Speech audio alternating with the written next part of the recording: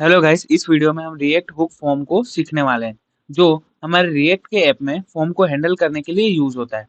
तो उसके लिए हम सबसे पहले रिएक्ट का ऐप इंस्टॉल करेंगे। तो हम सिंपली वीट का यूज़ करेंगे इंस्टॉल करने के लिए।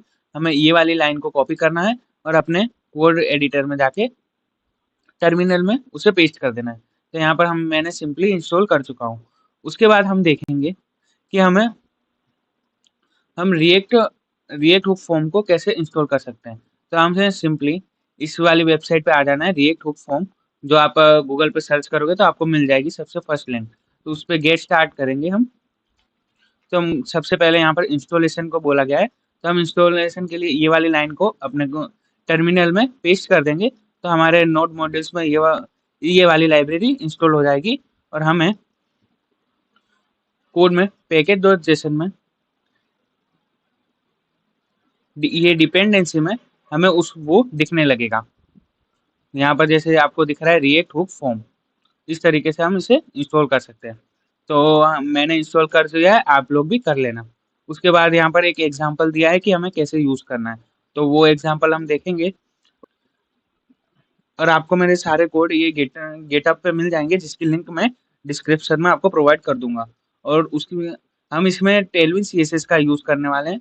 तो मैंने सिंपली पहले ही ये स्टेप्स फॉलो करके इंस्टॉल कर लिया है। आप लोगों को बाकी हो तो पहले ये इंस्टॉल कर लेना, तो हमें इजी रहेगा फॉर्म बनाने के लिए। नहीं तो उसके लिए आपको कस्टम सीएसएस लिखनी पड़ेगी।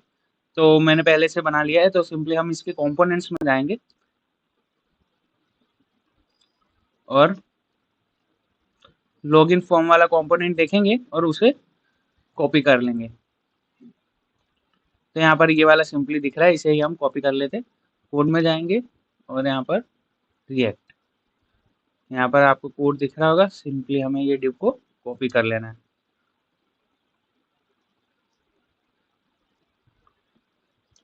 कॉपी करने के बाद ये कॉप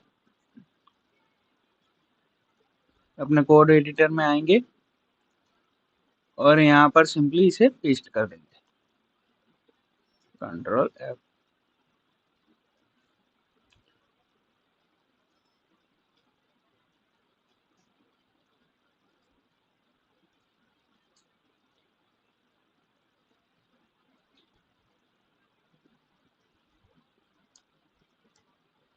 तो यहाँ पर मैंने सिंपली कोड को पेस्ट कर दिया है। अब हम इसका आउटपुट देखेंगे। तो यहाँ पर सिंपली npm run dev करके हमने इस ऐप को रन कर दिया है। npm run dev करके इस ऐप को रन कर दिया है। तो इसका आउटपुट हमें यहाँ पर देखने को मिल रहा है। तो यहाँ पर अभी देखो, कोई भी आपको वैलिडेशन नहीं मिलेगा। हम सिंपली कुछ भी लिखते हैं तो साइन इन पे क्लिक हो रहा है। वैसे यहाँ पर ये कंसोल खोल लेते हैं। तो अभी हमने यहाँ पर कोई भी वैलिडेशन नहीं किया है। तो सबसे पहले यहाँ पर वैलिडेशन करेंगे हम। पहले इसमें से हम ये लोगो को रिमूव कर देते हैं। अभी हमारे पास इसका कोई काम नहीं है,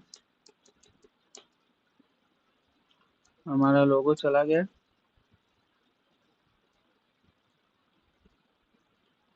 और हम फॉर्म पे सिंपली ऑन सबमिट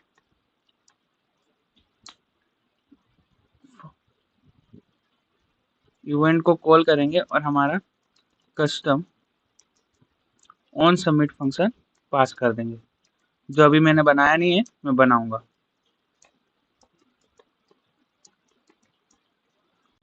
ये बना दिया। यहाँ पर const on submit arrow function बनाऊंगा और इसमें सिंपली लॉग करवा दूंगा। तो आप यहाँ पर देखेंगे अभी यहाँ पर कुछ भी प्रिंट नहीं हो रहा, जबकि मैं फॉर्म को पे साइन इन पे दबा रहा हूँ, क्योंकि यहाँ पर रिक्वायर्ड दिया हुआ है। तो उसे हटाने के लिए सबसे पहले हम क्या करेंगे, यहाँ पर ये जो रिक्वायर्ड दिया है उसे हटा देंगे।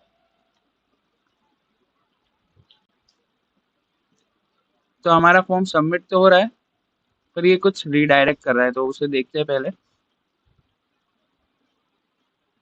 यहाँ पर ये एक्शन को भी हटा देंगे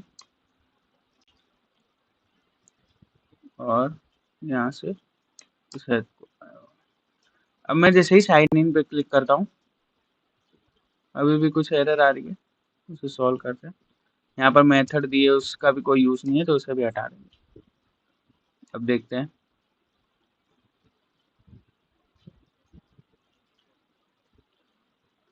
अब हमें फॉर्म तो दिख रहा है, अब साइन इन करते हैं। तो यहाँ पर हमें ऑब्जेक्ट प्रिंट हो रहा है और साथ में ये रिलोड भी हो रहा है। तो वो सब हम लोग जो हमने लाइब्रेरी इंस्टॉल की है रिएक्ट हुक फॉर्म, उसका यूज करेंगे। तो यहाँ पर सिंपली जो स्टेप दिए हैं उसे फॉलो करते करते हुए अपने स्टार्ट करते हैं। तो सबसे पहले ये इंपोर्ट करनी है हमें रिएक्ट हुक फॉर्म को। तो ये वाली लाइन को कॉपी करेंगे और अपने कोड में यहाँ पर पेस्ट कर देंगे।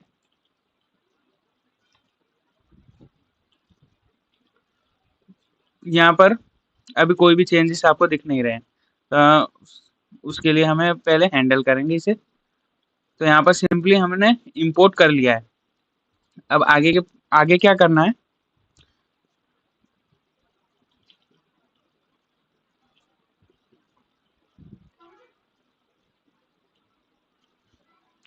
हमें यहाँ पर सेकेंड लाइन यूज फॉर्म को यूज कर किया है और ये सारी प्रॉपर्टीज को डिस्ट्रक्चर कर लिया है। तो हम यहाँ से सिंपली इसे कॉपी करेंगे और अपने कोड में जाके पेस्ट कर देंगे। कॉपी नहीं हुआ,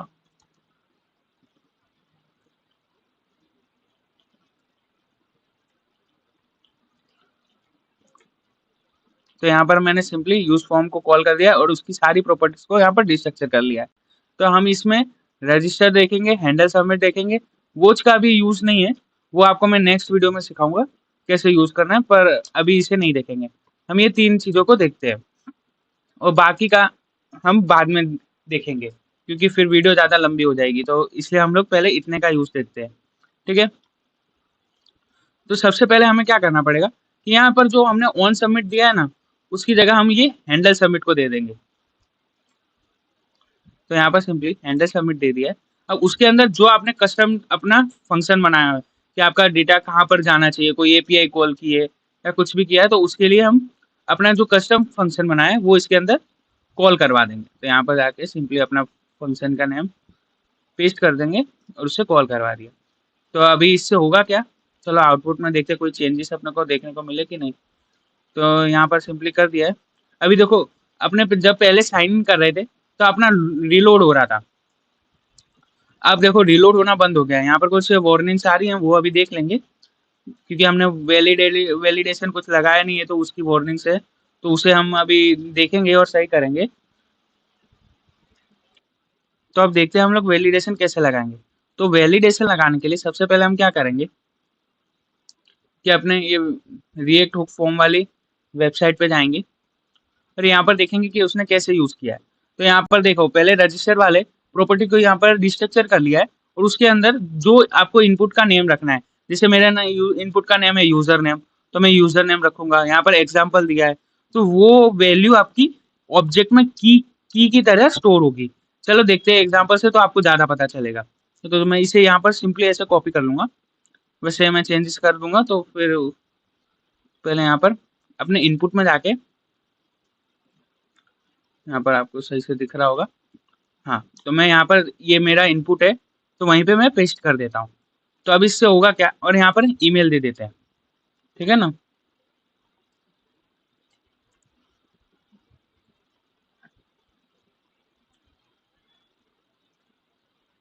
ठीक है, अपने ने खाली यहाँ पर नेम चेंज कर दिया ईमेल, और यहाँ पर ये पासवर्ड वाला जो इनपुट है हमारा, इसमें भी ये रजिस्टर वाले प्रॉपर्टी को डिस्ट्रक्चर करेंगे और यहाँ पर दे देंगे पासवर्ड, ठीक है। तो अपना इतना काम हो चुका है। तो अभी यहाँ पर देखते हैं क्या हुआ चेंजेस। हम इसे पहले रिलोड कर लेते हैं एक बार, ये यूआरएल में इसे हटा देते हैं, ठीक है। तो अभी देखो, अभी तो कोई अपने को चेंजेस ऐसे कुछ दिख नहीं रहा कि अपने ने कोई चेंजेस किए वो, तो वो देखते हैं कि कैसे दिखेंगे। तो यहाँ पर देखो, हैंडल सबमिट जो अपना फंक्शन है ना, उसके अंदर जो अपने ने ऑन सबमिट फंक्शन दिया है, उसमें हमें एक पैरामीटर मिलता है डेटा, जिससे हमने जब भी सबमिट करेंगे तो हमारे जो इनपुट का जो भी डेटा है वो हमें दिखने लगेगा। तो यहाँ पर सिंपली पहले लॉग करवा के देखते हैं। तो यहाँ पर मैं लिखता हूँ डेटा, ठीक है, और मैं साइन इन पे क्लिक करता हूँ। तो अभी कोई ये वार्निंग आ रही है, वो जा नहीं रही है, पहले उसे देखते हैं और सही करते हैं।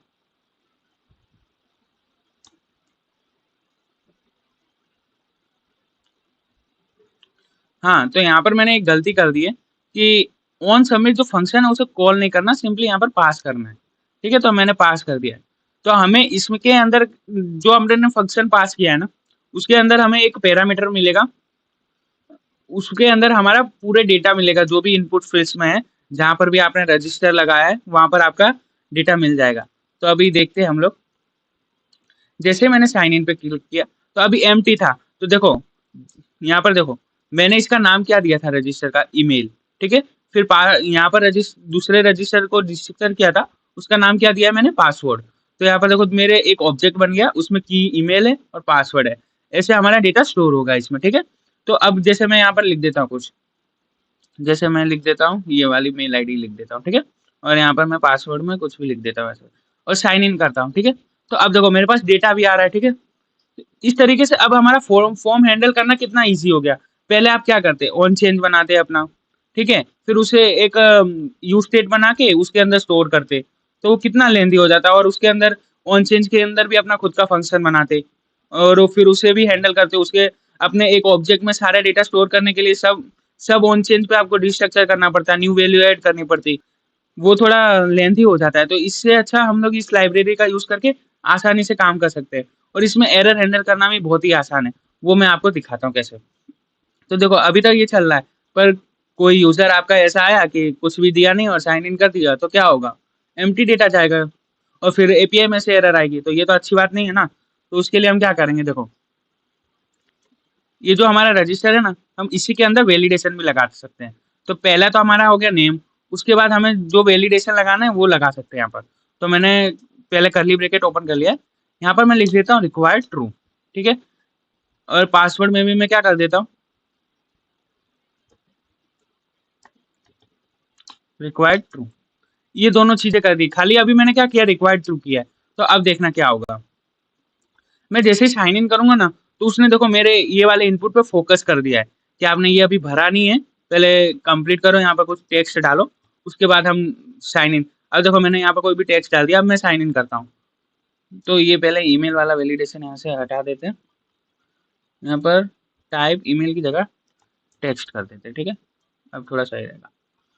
तो देखो अब नेक्स्ट वाले इनपुट पे फोकस हो गया कि आपने ये वाला नहीं भरा, इसे भी भरो, क्योंकि हमने दोनों में क्या दे दिया है, रिक्वायर्ड दे दिया है। अब आपने ये नहीं चाहते कि आपको खाली रिक्वायर्ड देखने को मिले, हमें तो कुछ एरर भी तो दिखना चाहिए ना, कि यूजर को पता कैसे चलेगा कि उसका फॉर्म सबमिट हो रहा है कि नहीं हो रहा है, और नहीं हो रहा तो किस रीजन से नहीं हो रहा है, ठीक है ना। तो उसके लिए हम क्या करेंगे, इसमें वो मैसेज भी दे सकते हैं कि कौन सी एरर है, कि आपने क्या गलती की है, वो तो वो देने के लिए हम क्या करेंगे, देखो रिक्वायर्ड के अंदर हम ऐसे नहीं देंगे, इसके अंदर फिर से एक करली ब्रैकेट ओपन करेंगे, और यहाँ पर हम वैल्यू में दे देंगे ट्रू, ठीक है। और यहाँ पर दूसरे दे देंगे मैसेज, मैसेज में कर देंगे प्लीज एंटर योर ईमेल। ये टेल भी ना, ये टेब इसमें ये मैसेज पास कर दिया, ठीक है। अब अब मैं इस पे साइन इन करता हूँ, तो अभी भी देखो कुछ दिख नहीं रहा है। तो वो हमें कहाँ से देखने को मिलेगा, कि ये एरर्स में मिलेगा। तो सिंपली पहले ना लॉग करके देखते हैं एरर्स का, कि उसमें क्या मिल रहा है हमें, ठीक है। तो एरर्स का हम लोग करते हैं। तो देखो अभी तो एम्प्टी ऑब्जेक्ट मिल रहा है, क्योंकि अभी तो कोई एरर नहीं है ना, बाय डिफॉल्ट थोड़ी एरर दिखा देंगे किसी को। अब जैसे मैंने साइन इन पे क्लिक किया, तो यहाँ पर एरर देखने को मिल रही। अब इसमें क्या है, देखो आपका टाइप है ये, रिक्वायर्ड है कि आपने रिक्वायर्ड रखा हुआ है, ठीक है। यहाँ पर उस इनपुट का रेफरेंस भी मिलता है।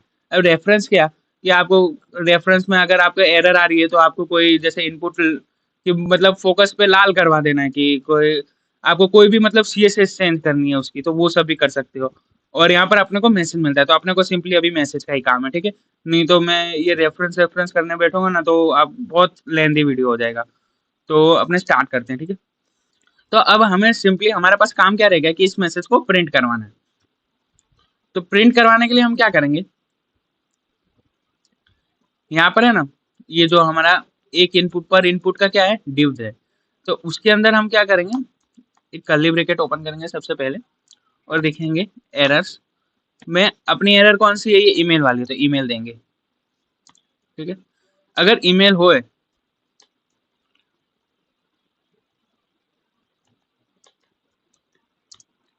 तो हमें एक पी टैग दे दो और उसमें हमारी एरर प्रिंट कर दो। तो errors dot email dot message, जो हमारा मैसेज आया हो। ठीक है ना, तो अपने ने इतना लिख दिया। तो अब देखते हैं कि अपने जैसे ही साइन इन पे क्लिक करते हैं तो हमें देखने को मिल जा रहा है। तो थोड़ा कलर चेंज कर देते हैं इसका, है ना। क्लास नेम में दे देते हैं टेक्स्ट रेड 300 गुलाबी हो गया, ये तो रेड करता है ना। देखो आप दिख रहे हैं ना, एरर आपको दिख रही है। ठीक है, इसी तरीके से पासवर्ड में भी दे देते हैं। तो यहाँ पर इसे हटाएंगे, कर्ली ब्रैकेट ओपन करेंगे, यहाँ पर वैल्यू में लिख देंगे ट्रू और मैसेज में पास कर देंगे एंटर योर पासवर्ड। ठीक है, तो आप देखते हैं साइन इन पे क्लिक किया, पहले पे आपको दिख गया, जब ये फिल कर दोगे और फिर साइन इन करोगे, अभी भी क्यों नहीं दिख रहा। अच्छा, यहाँ पर हमने वो डिस्प्ले नहीं करवाया ना। तो यहाँ पर सबसे पहले एरर्स